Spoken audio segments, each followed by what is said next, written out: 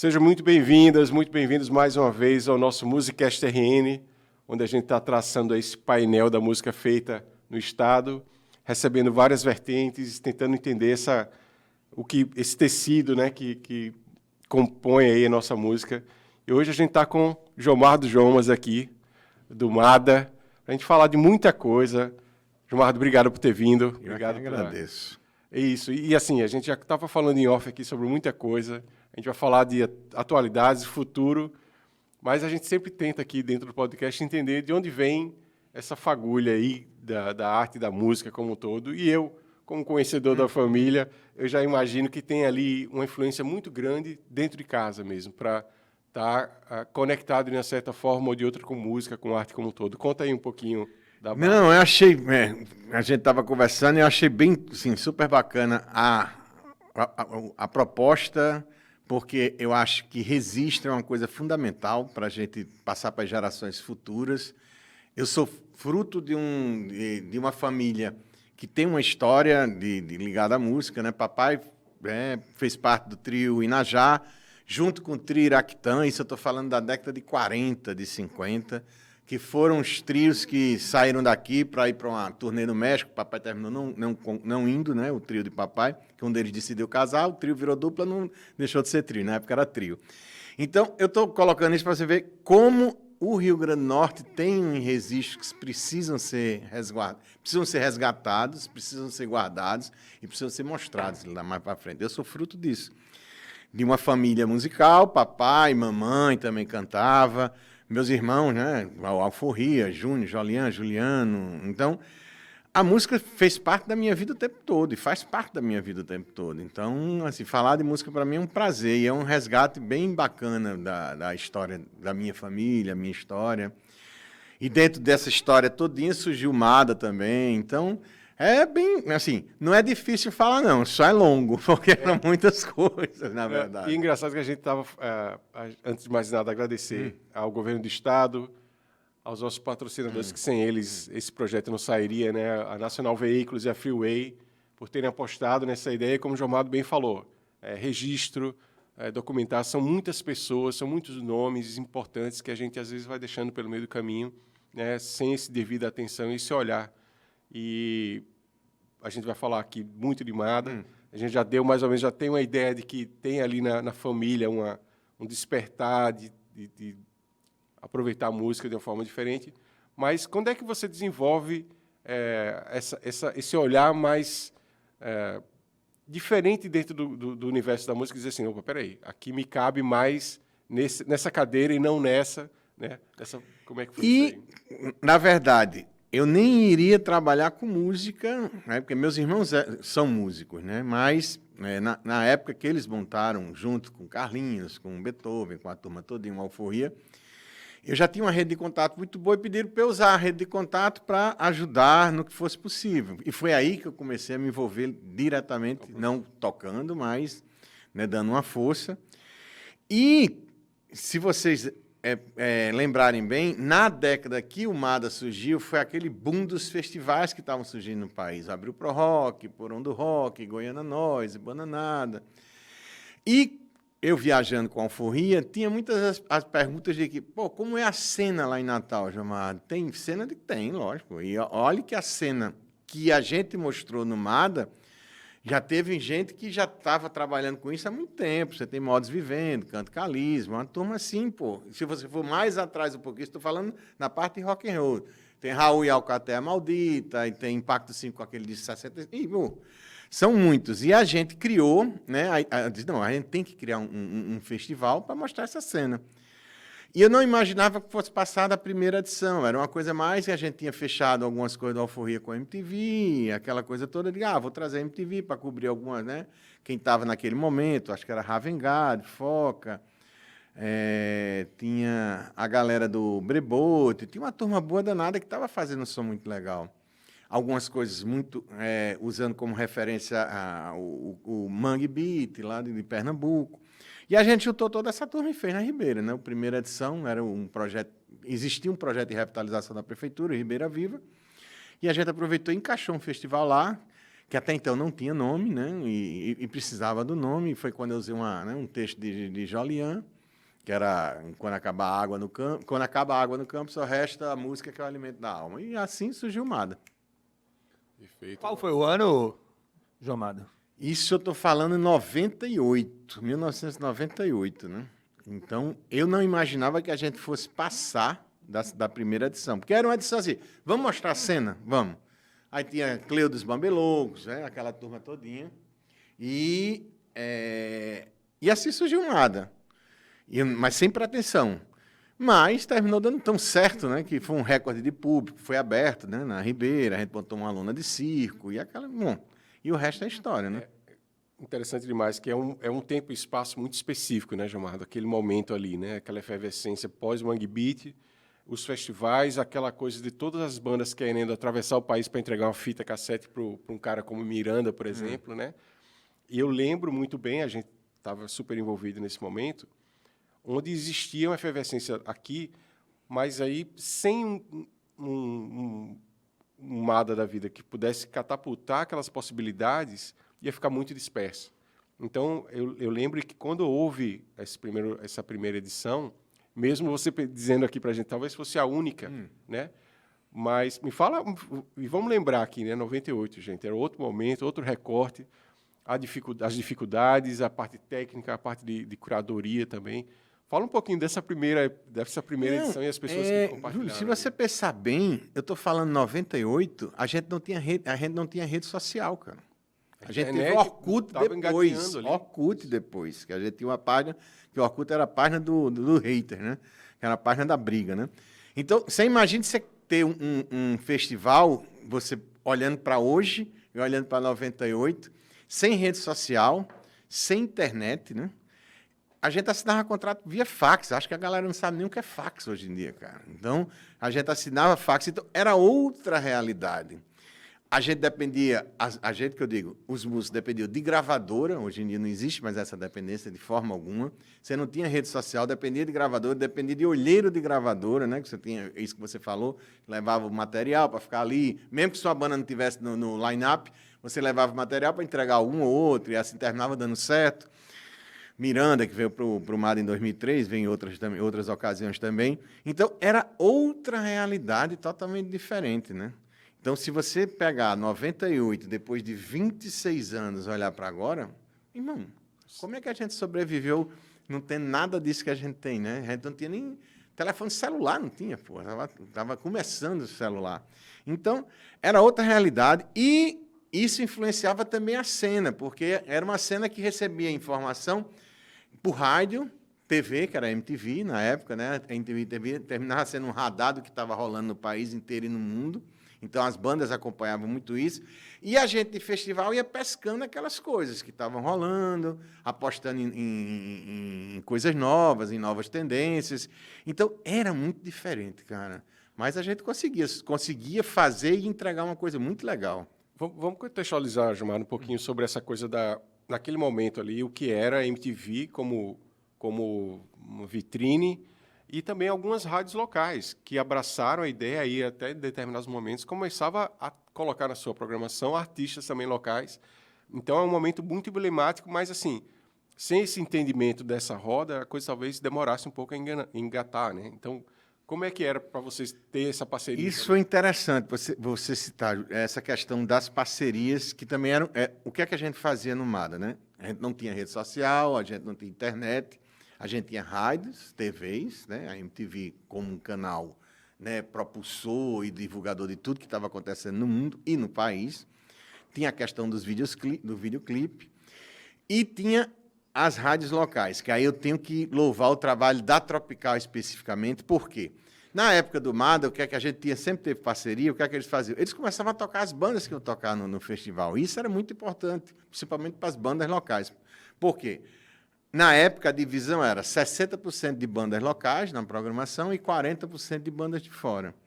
Então, essas bandas locais, que até então não tocavam na rádio, começavam a tocar. Então, quando chegava no festival, boa parte do público que não tinha outro canal a não ser rádio e TV, já estavam, né, conhecendo boa parte das bandas, pelo menos, se não fosse grande parte das bandas, mas pelo menos já tinha, né, Os principais singles já ali. tinha gostado de uma ou outra banda.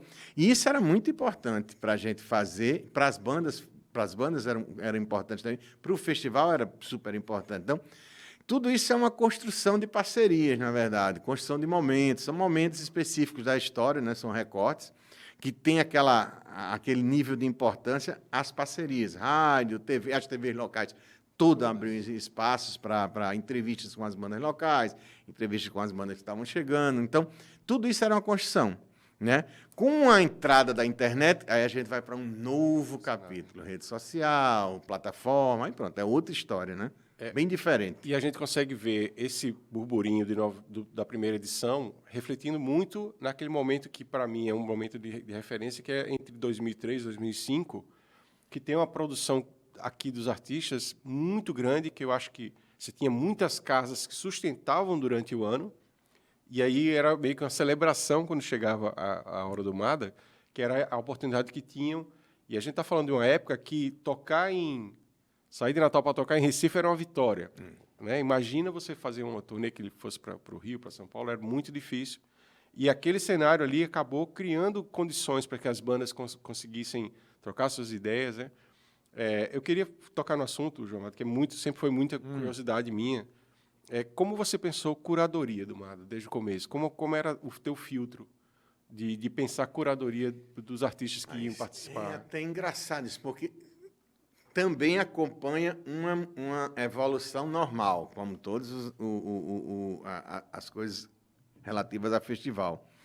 A gente recebia muito material e escutava. Então, eu reunia uma galera para escutar o material lá em casa, para a gente ver. Então, essa era uma fase de curadoria que eu acho que a maioria dos festivais passaram, tanto que eu tenho um CD e fita cassete, muita até hoje, tem muita. Giza, por ela, já tinha, né, dispensado uma boa parte, mas eu criei uma verdadeira paixão pelos CDs e fita cassete, principalmente. E hoje em dia eu voltei a escutar vinil e tenho muito vinil em casa, né? Hoje eu só escuto música basicamente em casa, vinil. Depois, quando estou com preguiça, que eu vou para uma plataforma. Mas, enfim, essa curadoria era dessa forma. Você recebia muito material, escutava. Tanto que eu tenho uma fita ainda do Mofo, pô. Para mim, é uma das maiores bandas, né? Alagoas, Alagoas é maravilhosa. Psicodélica. Putz, aquele disco dele é sensacional. E eu tenho o cassete e tenho o CD. Então, era dessa forma. Hoje em dia, não. Hoje em dia, a coisa vai evoluindo, normal, isso faz parte do processo. A gente tem uma curadoria específica que fica sob o comando de Pedro, que é um cearense que mora em São Paulo, que junto com o Biel, que é meu sobrinho, junto com outra turma, eles conseguem montar um line-up bem antenado com o que está, porque eu não tenho mais, assim, a gente vai ficando mais velho, vai ficando sem, e a gente não recebe mais material, então eu não tenho tempo de ficar toda hora pesquisando todos os sons que estão. Tem música, tem banda que vai tocar no Mada que eu nunca escutei, cara. Então eu só descubro, Jamada, a gente tem essa banda, beleza, tá? Eu tenho que confiar cegamente nessa tendência. O cenário inverte, né? A gente, vamos dizer assim, vai atrás dos artistas hoje em dia e outra, né? A quantidade de lançamentos, a quantidade de bandas, a facilidade de tecnologia, níveis de gravação que antes a gente, né, era muito diferente, o cenário era outro. Então hoje a abundância de lançamentos, por exemplo, e de quantidade de artistas é gigantesca. Mas é interessante, vamos voltar um pouquinho nessa construção, porque assim, trabalhar esse festival tão emblemático e aí as intempéries do processo, né? Momentos de alta, momentos de baixo, momentos de mudança de endereço, vamos dizer assim, você alocar. Vamos falar um pouquinho dessa construção, porque chega uma hora que ali na Ribeira fica inviável e começa a partir para outros lugares. Para mim, muito emblemático é a ida ali para a Via Costeira, né? Fala um pouquinho dessas variações, Gilmar, do festival, esses momentos de adaptação, entendendo o cenário, né? E tentando não deixar a peteca cair e seguir com o festival independente desses cenários. O que é que a gente nunca teve receio? A gente nunca teve receio de crescer, né? A gente sabia que a gente poderia crescer. Para crescer, você tem que apostar, tem que arriscar. Em 2003, que foi a última edição no Mada na Ribeira, já ficou quase impraticável, ficou entupido, né? Porque a gente usava o largo inteiro e todos aqueles espaços, né? Na época era o Bar das Bandeiras, Paulo Barana, né? O saudoso Paulo Barana, que foi um grande incentivador ali da Ribeira. Se não fosse ele, a Ribeira não teria passado por aquele processo todo como passou em 98 e mais 2, 3 anos, antes dele deixar a gente. Então, chegou uma hora que eu digo, não, a gente tem que apostar, porque aqui não cabe mais. Se acontecesse algum problema em 2013, a gente estava muito, muito frito, porque realmente o público foi em peso, né? Então, a gente muda para a via costeira, né? Para um espaço maior, que foi onde eu me perdi um pouquinho, porque eu estava acostumado a um espaço menor com um custo relativo àquele espaço. Quando eu fui para um espaço menor... Superdimensiona. Tudo é muito maior, cara. Tudo é muito maior. Tanto que eu tomei um susto nos custos, né? Então, mas eu acreditava que era o caminho certo. A gente tinha que apostar. Então, os palcos foram muito mais legais, as bandas se sentiram muito mais tranquilas e com os equipamentos muito maiores, né? Tudo era muito maior, né? O espaço era muito maior, o público ficava muito mais confortável. Mas foi uma aposta que a gente tinha que fazer, porque chegou uma hora que não cabia mais na Ribeira. E também pelo processo normal, eu diria que também o do Sol enfrentou, outros eventos enfrentaram, que é o acompanhamento do poder público naquele espaço. Porque a gente usava para 2, 3 dias.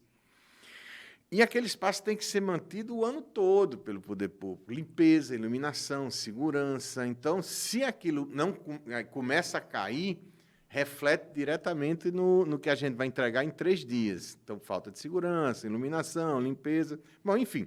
Mas a gente precisava de um espaço maior. E a gente nunca teve problema de... Mudamos, fomos para um espaço maior. Até 2011, 2012. 2011 foi a última edição lá. Não tinha como fazer mais lá. A gente teve problema nenhum de voltar para Rocas e fazer um campo de futebol, né, que a gente fez lá no João Câmara. E fizemos numa boa no campo de futebol durante 2 anos, até a Arena das Dunas ser concluída. Em 2014 a gente foi para lá e estamos lá até hoje, né? Então a gente não tem muita... Assim, a gente teve esse cuidado de sempre fazer uma entrega legal, mas a gente não teve medo de dar uma ousada. Não, vamos. E se precisar voltar e diminuir, se adapta, sim, tranquilamente. Uma coisa que eu percebo muito é assim, que o festival já tomou uma proporção de que não interessa muito o local que ele vai estar. Ele já tem uma chancela, ele já tem uma identificação que, logicamente, como você falou, o tamanho, né, a gente tenta acompanhar, mas tem um público que já acompanha que, independente do local, ele vai. Uma curiosidade que eu tenho também, Gilmar, é quando é que entram os convites das bandas internacionais? Que eu acho que é justamente um ponto de virada no sentido de, opa, vamos falar de Natal. Para Natal ter um show internacional de bandas relevantes e antenadas era muito difícil. E eu lembro demais de Josh Rouse, a Walkman, né? Então, assim, um olhar muito atento, não chamar a banda internacional por chamar, mas bandas que tinham que dizer naquele contexto, naquela curadoria daquelas edições. Mayra Andrade, né? Como é que foi essa coisa de olhar também para... Opa, acho que a gente consegue também, nesse momento, trazer mais amostras. Isso em 2004, para a gente, foi uma sacada interessante, que já não foi minha, na verdade, mas já percebendo uma mudança do mercado, né? Alguns festivais já trazendo algumas bandas gringas. E a gente sabe que Natal, diante desse quadro, é uma cidade muito pequena para absorver algumas atrações maiores, até hoje né? E o que é que a gente fez? The Walkman estava começando a despontar, era uma aposta internacional muito forte, mas só valia a pena para a gente, no Nordeste, se viesse só para Natal. E, na verdade, ela terminou vindo só para o Brasil, para a Almada. Ali foi uma sorte grande da gente também, terminou repercutindo muito. Josh também... O Franz, em 2018, nos 20 anos do MADA, que já tinha um tamanho muito maior, né? Assim, em termos, eu diria, tem as bandas apostas pequenas, tem as médias já quase grandes, o Franz está dentro dessa linha, uma referência dos anos 2000. Mas, para a gente aqui, só se viesse só para Natal, porque eu não vou disputar com Recife, nem com Fortaleza, não vou. O pessoal que está acompanhando talvez não tenha essa noção... Da parte de produção, de olhar a agenda, principalmente. Explica um pouquinho mais sobre isso, João, da coisa da exclusividade. Só serve para vir para cá se tiver exclusividade na região. Fala um pouco disso, porque talvez o pessoal entender. É porque, na verdade, a gente não tem público suficiente no estado e em Natal para bancar a vinda de uma banda para cá. Perfeito. Só, assim, se eu dividir com Recife, ninguém de Recife vai vir para cá para ver o show, já tem lá em Recife. Fortaleza, a mesma coisa, com uma população 5 vezes maior do que Natal, né? Então, para a gente trazer, o que é que a gente pensa? A gente tem que trazer, fechar essa exclusividade para essas pessoas dessas cidades se deslocarem e virem para cá ver o show. Aí a gente consegue viabilizar. Aí você... Gilmar, a última atração internacional foi Mayra. Também a mesma coisa, a gente fechou a exclusividade, né? Vieram caravanas de Pernambuco, vieram caravanas de João Pessoa, até de Salvador veio para ver o show, porque só assim a gente consegue viabilizar. Mas a gente chegou a uma conclusão que é viável a gente fazer isso, tanto que quase a gente fechava um dos irmãos do Oasis, né? Acho que era o Noel, talvez? Noel, exatamente, em 2023, 2022, 2023. Mas ele viria para uma turnê na América do Sul, São Paulo, Rio, Curitiba e Natal, no Nordeste, né? Seria assim, valeria a pena, né? Sim. Então, essa coisa da atração gringa não é uma coisa tão simples de você... Você tem que estar no momento certo, que eles aceitem também esse termo, né? Para a gente fazer. Mas é uma tendência natural da gente, né? No futuro, a gente ter mais atrações desse tipo. A gente aqui em Natal tem a peculiaridade de estar, ao mesmo tempo, próximo de Recife... não tão próximo de Fortaleza, mas sempre foi visto como um lugar onde as grandes turnês não passavam, onde os artistas internacionais raramente vinham aqui, né? E aí o MADA começa a trazer essas atrações, lançar um olhar, tornar isso mais viável, né? Que onde é que a gente imaginar que a gente ia ver um Franz Ferdinand tocando aqui no nosso quintal, né? Então, isso é importantíssimo. Mas eu queria tocar no assunto também, que é muito importante, que sempre foi essa atenção com as bandas locais, né?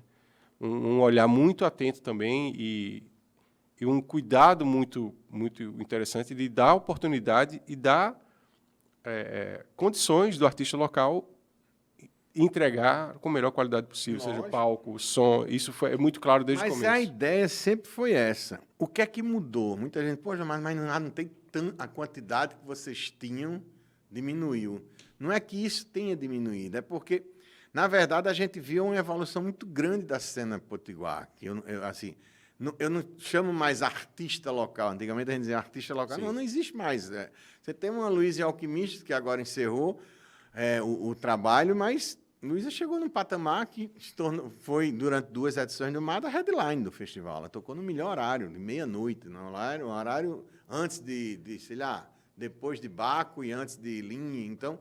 A gente sabia do tamanho da banda, né? Então, não era mais um artista local, é uma atração mesmo. Então, nessa questão, mudou muito esse olhar, mas a ideia nossa era que a gente tivesse mais headliners potiguares. E eu acho que a tendência é no futuro ter. O que é que a gente teve uma coisa interessante? Antigamente era muito sudeste as headliners. Em 2023, todas as headlines do MADA praticamente foram do Nordeste. Bacaxi do Blue, Margareth Menezes, Lued Luna. Aí você vai. Uma ou outra que era de um estado que não fosse do Nordeste. Isso já mostra uma tendência natural, uma tendência, né, que está rolando, que hoje em dia não existe mais essa coisa do... Não, as atrações são de determinadas específicas regiões. Não, hoje em dia você tem atração de todos os estados brasileiros. E o Rio Grande do Norte não podia ser diferente. Então, a gente tem atrações... Hoje, e esse olhar sempre atento para que a cena daqui se fortaleça cada vez mais e produza ainda mais atrações nacionais para a gente ter, quem sabe no futuro, um line-up com 3, 4 headlines potiguares nacionais, mas que tenham saído daqui. Eu acho que é um caminho normal. Faz parte. O MADA se tornou um festival grande, sendo aqui, porque as atrações a gente, no futuro não pode ter 3, 4, 5 headliners potiguares. Possível, bem possível. Lógico. João, quando a gente pensa line-ups, uma coisa que me chamou muita atenção, e aí, fazendo essa pesquisa antes de receber você aqui, a gente pegou ano a ano, entendendo isso, como é importante refletir o momento. Então, sempre foi uma característica muito grande do MADA de entender o que estava sendo feito e, por que não, antever algumas cenas que aconteceriam no ano seguinte, ou 2 anos, ou 3 anos seguintes, mas trazer muito cedo esses artistas. Qual a importância disso que você acha, assim, de estar antenado? E às vezes, apostar onde artistas que talvez ainda tivessem desenvolvimento para chegar no lugar. E a gente vê isso nos line-ups do MADA, uma atenção muito grande para isso também. Isso, na verdade, aí entra o papel da curadoria jovem, né? Aquela coisa do olhar atento do que está rolando nas novas tendências. Isso fez com que o festival, o MADA, nunca envelhecesse. Tem gente que hoje acompanha o MADA, diferente da gente, da geração da gente que acompanha o início do MADA, Passaia, todo mundo. Pode ser até que a gente nem vá. Eu vou porque eu tenho que trabalhar, lógico, né? Mas eu digo a geração da gente. Mas tem uma geração nova que a gente conquistou que nem sabe o que a gente trouxe há 20 anos atrás. Então, de vez em quando, a gente recebe uns questionamentos na rede social. Eu digo, pô, vocês podiam trazer... Ele, tipo... Cansei de ser sexy, pô, que está voltando aí, vocês têm que estar mais antenados. Mal sabe esse público que a gente trouxe Cansei de ser sexy, o único show do Nordeste em 2006, há 18 anos atrás. Então, isso é muito engraçado, porque esse público, como é um público muito jovem, quando o MADA nasceu em 98, boa parte desse público nem tinha nascido ainda, né? E em 2006, 18 anos atrás, esse público devia estar 3, 4 anos, não ia para o MADA também. Então, tem muitos questionamentos de bandas que eles pedem, pô, vocês podiam ser mais antenados, podiam trazer fulano de tal. E fulano de tal já tocou 3 vezes no MADA, porque vocês não tinham nascido ainda, né? Então, essa coisa da preocupação, desse olhar atento ao que está acontecendo, fez com que, aí eu digo sem nenhuma pretensão nenhuma, mas a gente fez com que o MADA nunca perdesse essa essência de apostar no novo, de, sei lá, de ter um Cansei de ser sexy em 2006, podia ter trazido recentemente, mas elas estavam com a turnê para fora do país. Então, esse olhar atento, a gente tem essa preocupação para a gente sempre estar onde o público esteja escutando. E isso depois do advento das redes sociais. Então, você tem um diálogo muito direto com o público. Então, o público agora consegue conversar com o festival full time e real time, no tempo, né, que está acontecendo. E isso é importante para a gente estar atento. Eu tive a oportunidade de estar no evento desse ano, na edição desse ano, e para mim foi muito interessante ver gerações no festival. Os pais, mães com seus filhos, enfim. Isso que você está comentando é representado no público, né? Então, essa coisa de desenvolver o festival como, vamos dizer assim, uma oportunidade única de você ter esse momento de integração ali, para mim chamou muita atenção. Mas como a gente, dentro do podcast, a gente fala sobre várias coisas também, vamos falar de algumas situações, não necessariamente negativas, mas algumas peculiares de artistas, porque, com certeza, se a gente parar para falar, dá 3 episódios desses para a gente falar de cada artista dele. E eu lembro que teve uma época que o MADA trazia artistas, traz ainda artistas de todo tipo de tamanho possível, né? Então, vai lembrando aí na cachola, aí, João Mário, algumas situações que você lembra assim, que vale a pena por exemplo, expectativa de artista quando chegava aqui e via o que era o festival e a interação do público, a energia do público também. O que é que você lembra, assim, na cabeça, algumas histórias que são muitas, né? Isso é engraçado, porque todo mundo termina tendo essa curiosidade também, sabe? Pô, João Mário, fulano de tal, e cicrano, como é que você conseguiu lidar sabendo das histórias por trás né? Tem assim, eu não gosto de citar nomes porque termina não sendo, mas, assim, tem uns que são muito chatos, lógico, são muito chatos, isso é fato, né? E a gente consegue, se a gente conseguisse separar o artista da pessoa, mas às vezes a gente não consegue separar e a gente cria um ranço que a gente termina não trazendo nunca mais. E isso aconteceu, e tem artistas que já passaram pelo MADA uma vez, nunca mais voltaram, nem nunca mais vão voltar. Não vão fazer falta nenhuma. E eu mostrei que não iam fazer falta, né? Porque o festival continuou crescendo. Mas assim, o primeiro ano, em 2002, que a gente trouxe atrações maiores, foi um ano muito desafiador, porque até então a gente só trabalhava com bandas independentes, né? De uma hora para outra a gente bota Planet Hemp, Jorge Benjó e Ira, porra. Então são três atrações na época muito grandes, né, para a gente, que era um festival pequeno. Então tudo muda, né? Então você começa a receber exigência de camarim, exigência de rider. Todas aquelas fábulas do rock and roll que a gente cresceu lendo, né? Uma sala específica para uma reza antes, alguma coisa assim. Isso. Aí eu achava aquilo muito interessante, e até acho hoje em dia muito interessante, né?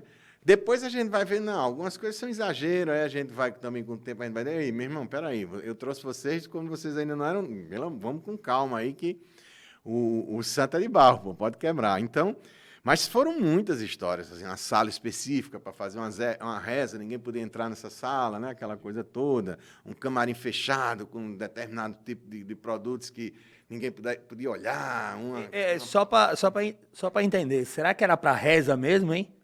Não sei. Não, nesse caso específico que estou falando, Tanto que essa figura é muito ligada nesse universo de reza, essa coisa todinha. Mas tem muitas histórias, inclusive, assim, eu até brinco, eu digo, um dia eu vou lançar um livro e aí eu vou dar nome aos bois. Vou dizer, ó, fulano de tal fez isso. Aí eu já tô velhinho. A gente já... processo, tudo bem, não tem problema nenhum, né? Agora eu tenho que ter cuidado no que eu vou dizer. Mas tem umas coisas também muito interessantes, tipo Bacaxu do Blues. Bacaxu do Blues eu trouxe em 2017. Eles nunca tinham saído da Bahia para tocar em nenhum festival, pô. Olha o tamanho de Baco hoje em dia. E ele reconhece isso até hoje, tanto que eu encontro com ele, pô, mas eu nunca vou esquecer do que vocês fizeram. E foi engraçado porque eu disse, mande a lista do rider técnico e o rider de camarim. Aí o produtor disse, mas o que é o camarim? O que é que eu posso pedir? Eu digo, pô, pode pedir, sei lá o que você vai pedir, pô, mas pede alguma coisa, pede alguma coisa. Pode pedir, tipo assim, sei lá, pode pedir cigarro e uma bebida dessa, um conhaque dré. Digo, pode, cara, pode pedir, isso aí pode pedir, não tem problema nenhum, né? Então, e como ele, vários outros também desse mesmo, porque como a gente apostou muito, né? Lineker, quando estourou no YouTube, em 2016, eu fechei a história em dezembro de 2015. Eu vou em janeiro para Pipa, vejo o vídeo de, cara, vai estourar, com certeza. A onda já estava formando, né? Vai, eu tenho que fechar. E o evento é em outubro, eu estava em janeiro. Tanto que quando eu liguei, não tinha nem produtor ainda, ninguém sabia nem o que, a banda não sabia como fazia. E eu não me lembro o que eu falei, não, Jamar, vai ficar com fulano de tal. Eu digo, eu conheço fulano de tal, vamos fechar. E fechamos.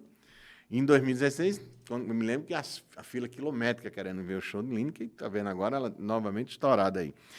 Então, essas coisas assim são coisas interessantes que você, ao longo do tempo, você vai vendo e vai dizendo, putz, cara, a gente já passou por cada uma, cara. Desde de lista de camarim, de banda que não sabia o que era. Pete mesmo, quando veio em 2003, cara, nem camarim ela tinha, porque ela estava no início da carreira, né? Foi o segundo festival dela, o MADA, acho que foi o primeiro ou o segundo. E eu me lembro que eu estava dizendo a ela, num documentário que ela fez, a gente foi conversar no camarim, eu dizendo, Pete, tu lembra, Priscila, tu lembra que tu ficou no meio dos barcos, lá o clube náutico de barca remo. Ela, não, Gilmar, eu não lembrava disso. Você ficou lá, seu camarim era lá, cara, até você subir no palco, né? Porque não tinha. Ou era lá em Paulo Barana, quem não queria ficar, porque era uma coisa muito... todo mundo ficava lá, ficava ali no clube, ela ficava ali na paz. Mas é basicamente isso, assim. Aí depois, lógico, a própria... vai tomando uma dimensão muito maior, que requer um cuidado maior, mas são muitas histórias, assim, e eu, hoje em dia, não me surpreendo mais com alguns exageros. Hoje em dia a gente consegue cortar, né? Hoje em dia tem uma turma que é mais consciente, tem uma turma que é mais exagerada, mas a gente consegue, com o tempo que a gente tem de festival, ei, meu irmão, vamos com calma aí, porque, né? Mas esse livro já tem, essa pré-venda vai ser absurda, viu? Faça um pré-save aí logo, né? Gilmardo, uma coisa que a gente falou em off aqui antes, que é muito interessante, e a gente falando sobre formação, sobre cultura que é o MADA Faz Escola.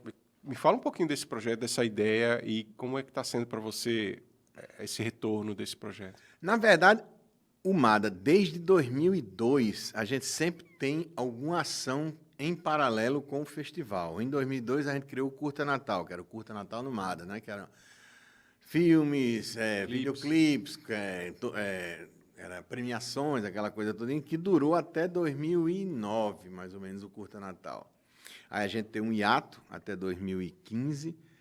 Em 2016, a gente cria o MADA Faz Escola, que era uma ação do MADA, né? Uma ação que o festival acontecia independente de qualquer coisa, a gente fazia, né? Em 2016 a gente começou, que é levar a música potiguar, principalmente as atrações que iam tocar no MADA para as escolas, né? Para as escolas públicas, para a turma conhecer. Era uma turma de adolescente, criança para adolescente. Para a gente era interessante em relação ao festival chegar nesse público também.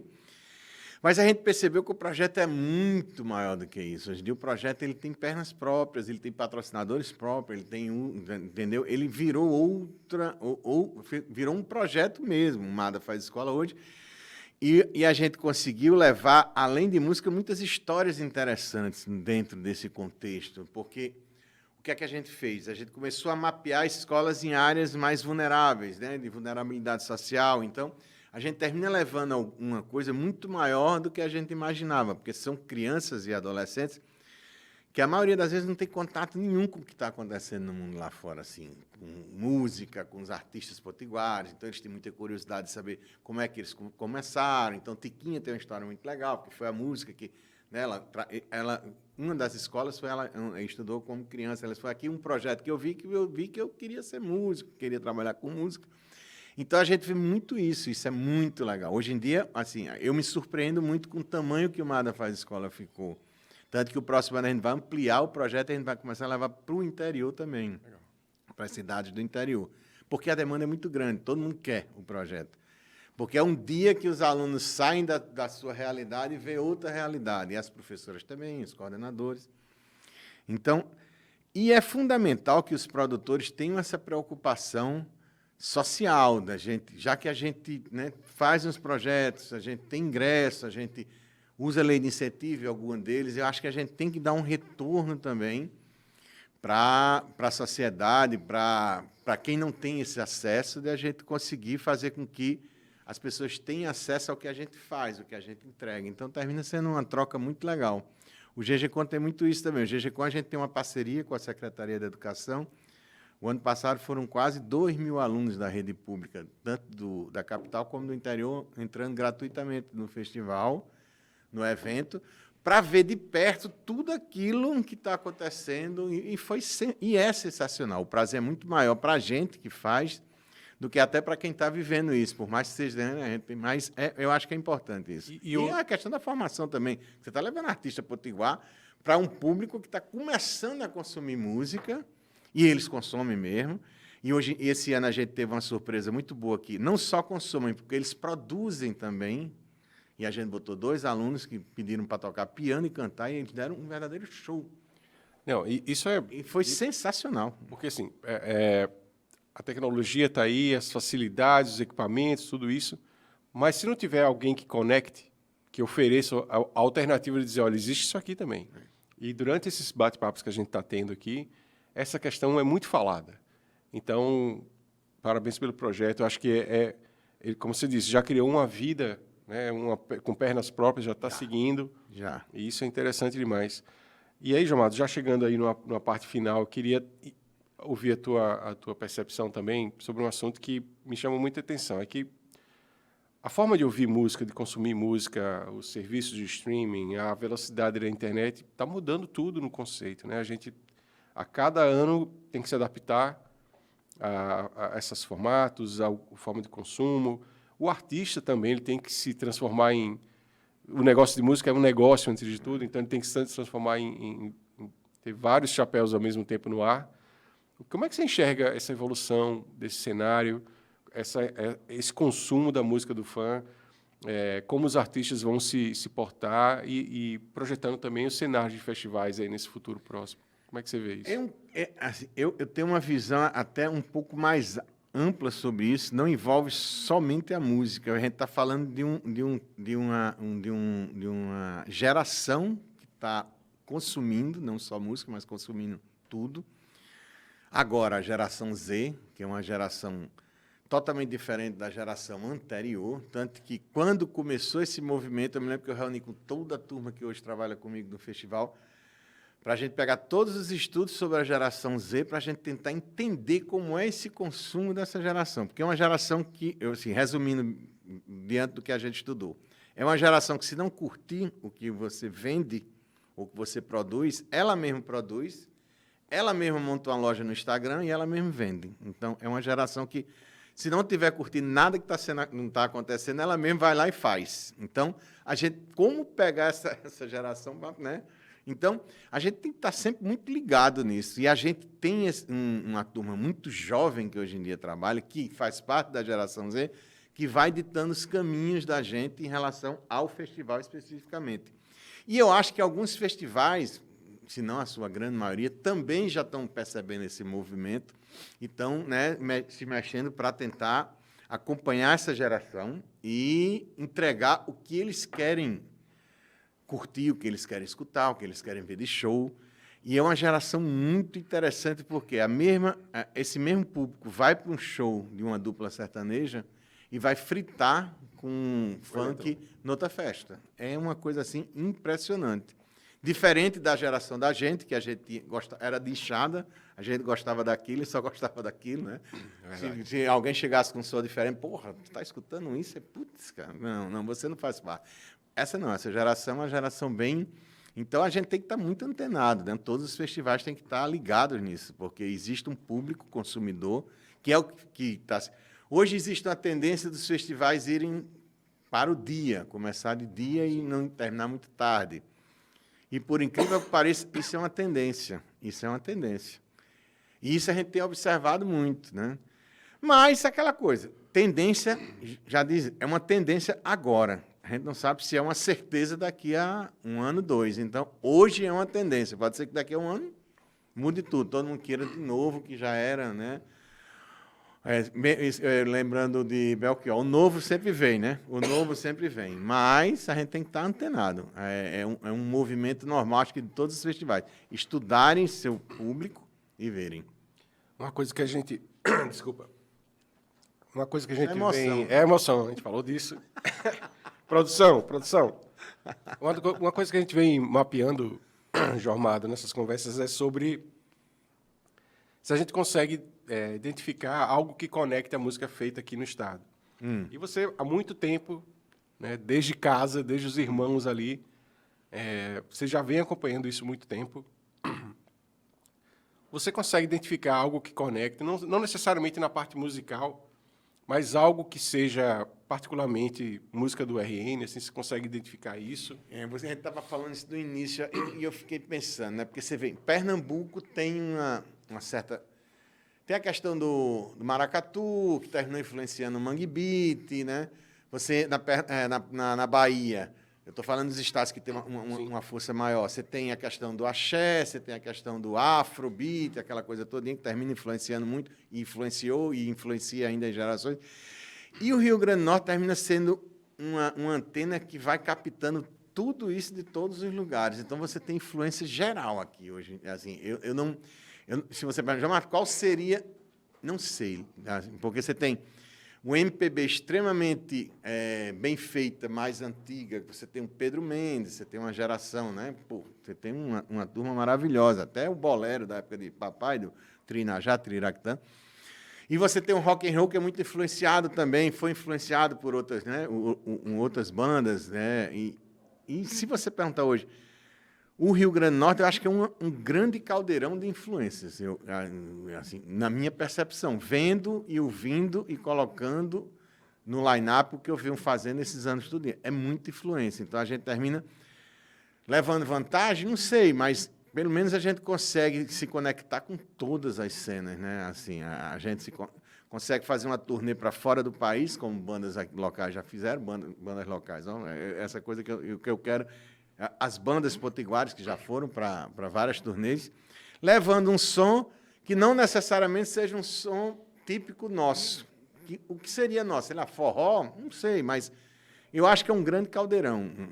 Eu acho que a gente recebe influência, quando eu digo as bandas locais, os artistas e as artistas, eu acho que recebem muita influência de todos os lugares. E isso termina sendo uma característica muito boa para o Rio Grande do Norte, que a gente consegue falar várias linguagens através da música, sem especificamente ser uma coisa... Por um lado é bom, por um lado não, porque você não deixa uma marca, né? Mas eu acho que faz parte do cenário, né? A gente receber tanta influência. A gente é imprensado pelo Ceará, Pernambuco e Bahia, então é difícil. São estados muito que já têm nomes fortíssimos que já vêm aí, Alceu, Aí você vai para Bahia, você tem, porra, João Gilberto, Caetano, Maria Bethânia, você vai para o Ceará, você tem Edinardo. Meu amigo, não é fácil, mas a gente consegue. A gente tem grandes nomes também.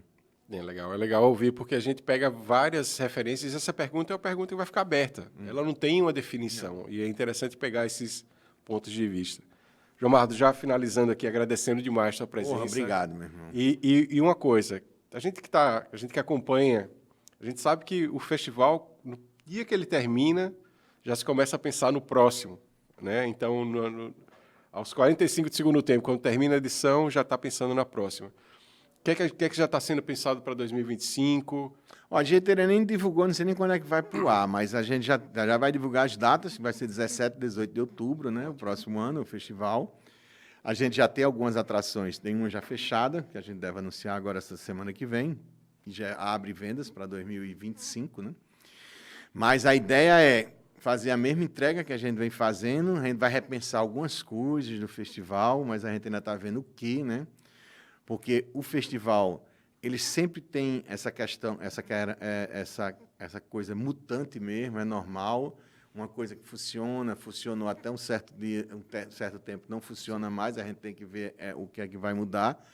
Mas, sem dúvida, a gente vai entregar uma edição bem legal. Já vem nomes muito legais e uma aposta que a gente vai fazer para o próximo ano é a gente ampliar ainda mais essas ações que a gente faz em paralelo.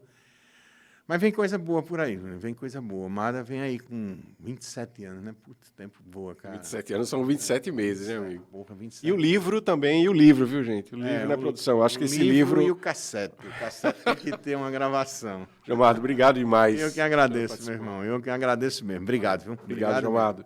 Obrigado. Gente, mais uma vez, agradecer ao Governo do Estado, aos nossos patrocinadores, a Nacional Veículos e a Freeway, por proporcionarem aqui esse bate-papo, essa construção que a gente está fazendo de um painel sobre a música feita no RN. Então, muito obrigado, até a próxima, um grande abraço.